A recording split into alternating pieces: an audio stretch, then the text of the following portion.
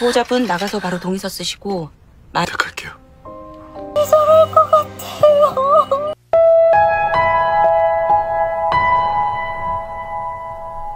Di rumah Esun, Gemyong datang dan mengambil buah jeruk milik ibunya untuk dibawa ke rumahnya.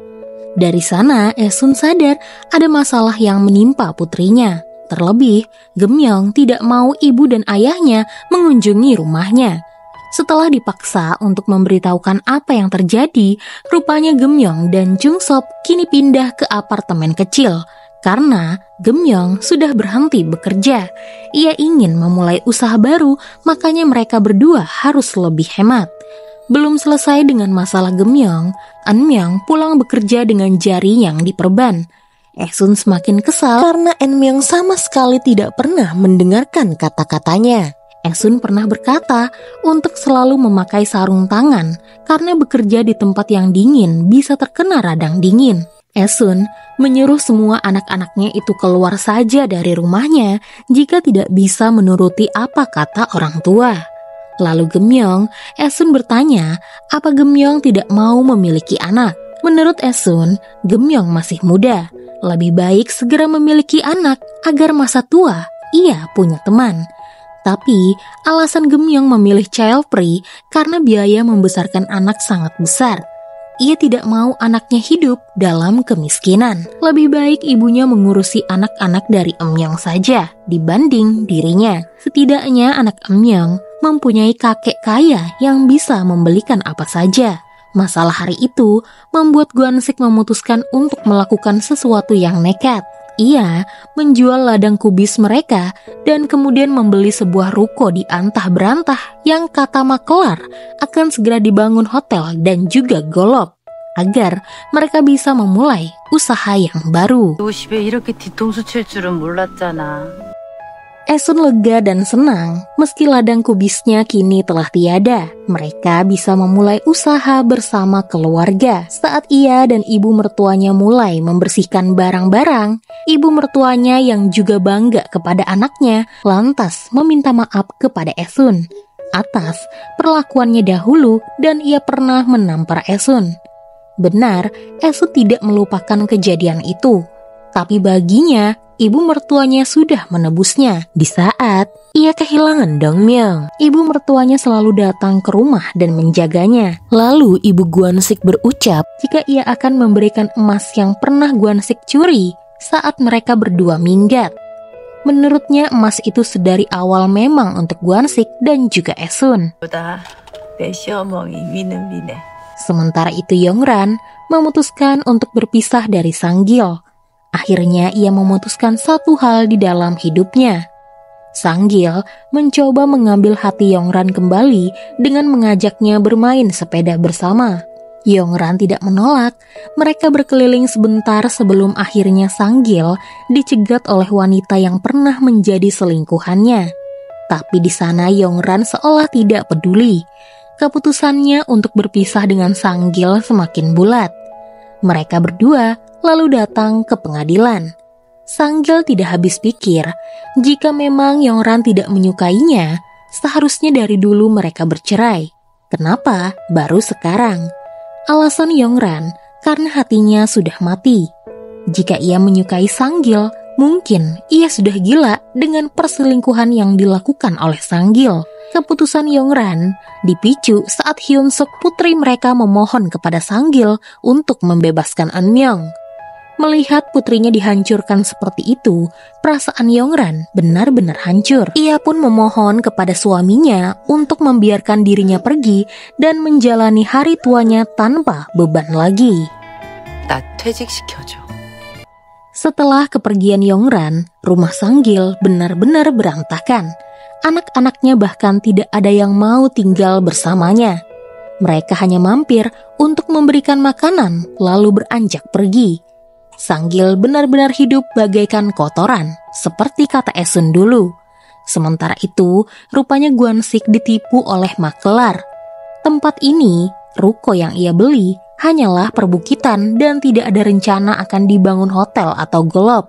Semua itu hanya tipuan saja. Eunmyeong langsung memarahi ayahnya. bagaimana mereka membayar sisa hutang jika tidak ada penjualan. Seharusnya ayahnya berdiskusi dulu dengan anak-anak baru membeli tempat ini. Menurut Eun-myung, ladang kubis yang ayahnya jual bisa menjadi modal untuk anaknya kuliah ke luar negeri. Esun langsung memarahi putranya yang tidak tahu sopan santun. Ladang kubis itu milik mereka, bukan milik Eun-myung. Jadi, terserah ayahnya mau diapakan uangnya. Lagi pula, selama ini Eun-myung tidak pernah membicarakan bisnis bersama ayah dan ibunya.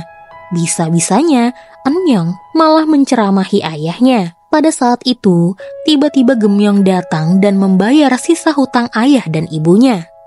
Esun lalu bertanya, dari mana Geum-myung mendapatkan uang? Geum-myung hanya berucap, ia meminjamnya dari seseorang. Ia berkeliling menahan malu, mencari pinjaman. Geum-myung melakukan ini karena ibunya menganggap dia adalah pilar keluarga. Ibunya membesarkan dirinya untuk hal-hal seperti ini. Di sana, Geum-myung mengutarakan isi hatinya jika selama ini ia muak saat ibunya bergantung kepadanya dan menyebutnya pilar di dalam keluarga. Padahal beban itu begitu berat baginya. Jika ia tidak melakukan apapun, rasanya ia akan merasa bersalah dan menjadi tidak enak. Geum-myung juga mengungkit-ungkit saat ayah dan ibunya berkorban agar dirinya bisa kuliah ke luar negeri. Orang tuanya banyak menaruh harapan yang sulit Geum-myung capai. Ia jadi merasa sesak dan juga terbebani. Ia sudah muak dengan semua itu. Tiba-tiba Gwansik langsung membentak Geum-myung. Baru kali ini Gwansik memanggil nama Geum-myung dengan kencang, seolah-olah ayahnya baru saja menyebutnya sampah dan menusuk jantungnya. Setelah itu, Geum-myung pun pulang tanpa membawa makanan yang biasanya Esun siapkan. Esun kesal karena putrinya semakin berani kepadanya. Padahal saat ini ibunya sedang menopause dan emosinya sedang tidak terkontrol.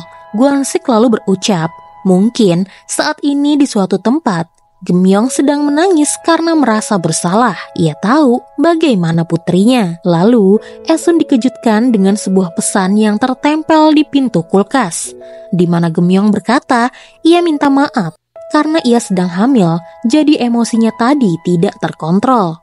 Esun langsung menangis. Bagaimana bisa ia membiarkan putrinya menjadi emosi seperti tadi? Dan bagaimana bisa putrinya mencari pinjaman di saat ia sedang hamil? Gwansik dan Esun pun terdiam karena merasa bersalah kepada putri sulung mereka. Singkat cerita, Geum-myung mengalami persalinan yang panjang dan juga menyakitkan. Pembukaannya berjalan lambat dan bayinya sudah tidak bergerak. Perawat menyampaikan kemungkinan terburuk dan Jong-sop hanya ingin apapun yang terjadi, istrinya harus lebih dulu diselamatkan. Geum-myung terus-terusan memanggil-manggil ibunya dan membuat Jong-sop langsung menghubungi ibu mertuanya itu berharap mereka segera datang karena kondisi Geum-myung melemah. Ia takut terjadi sesuatu kepada istrinya itu. Lalu, Geum-myung pun melakukan persalinan yang sangat intens. Ia bahkan beberapa kali pingsan karena sudah tidak kuat lagi.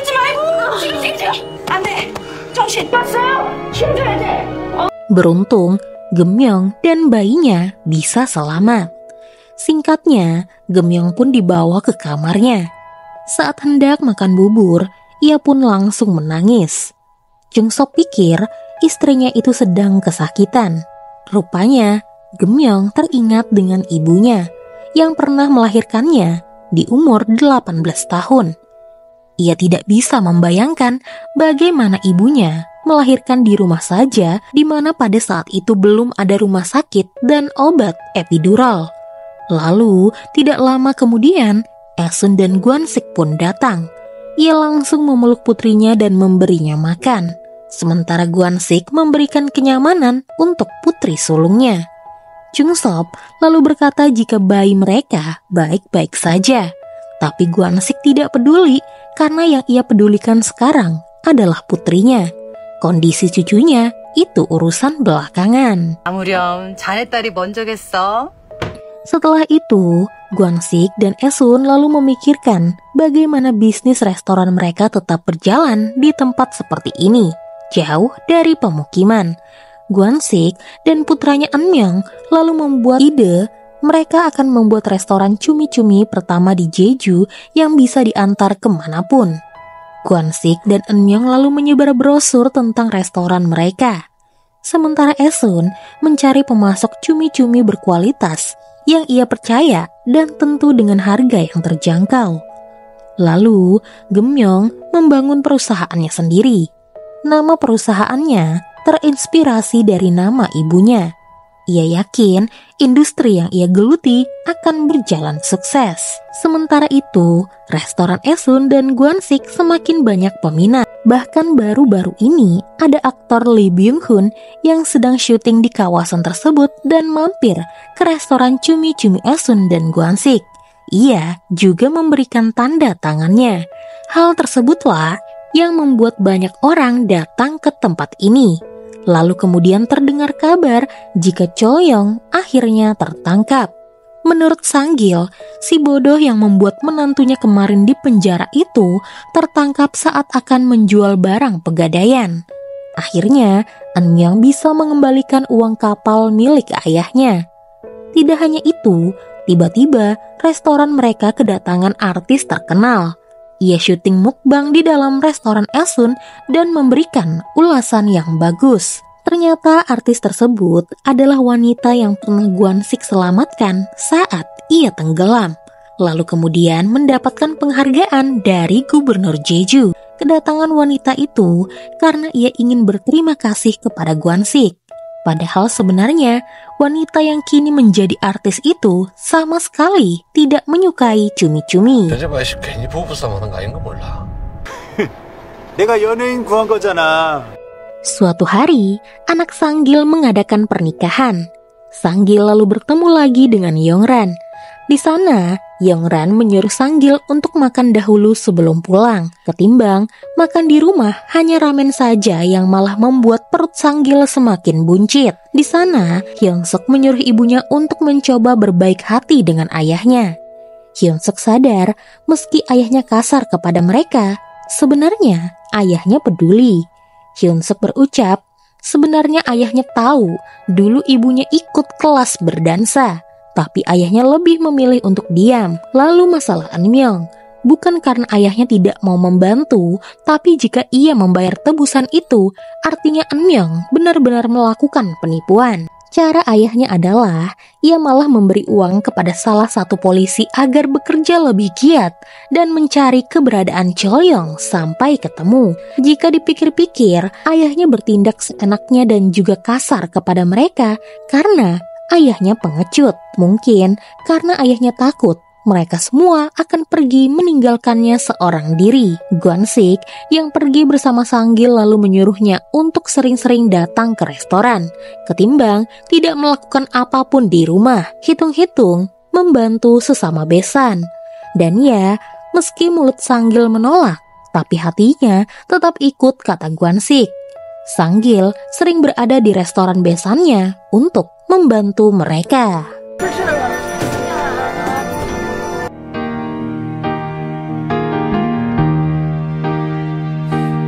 그립다 그립다 네가 너무너무 그립다 하루에 하나씩 너를 지워보지만 따스했던 너의 미소와 밤을 새워